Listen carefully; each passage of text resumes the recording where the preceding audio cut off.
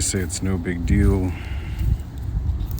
it's no loss, because I guess you just have to have the grip strength.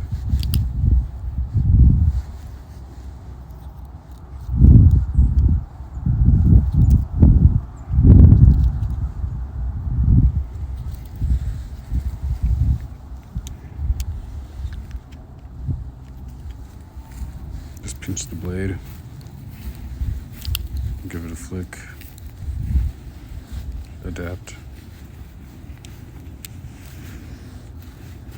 One hand closing, not bad.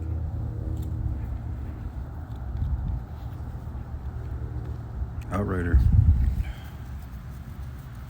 So the whole reason for that video was a discussion about the weakness I found in the Swiss Soldier.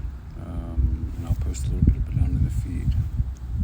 Some of the contributors offered some good insight to alternative models of Victorinox, such as the locksmith, which I didn't know about. It's pretty cool. It's kind of a unicorn of a knife. Looks like this. But that one also has a steel liner on one side of the blade and an aluminum liner on the other side, just offering support to make it strong. It also has one-handed opening.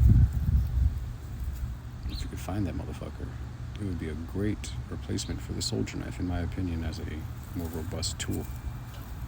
But you can't. But even though it's one-handed opening, it's one-handed opening doesn't mean the Outrider is completely in loss.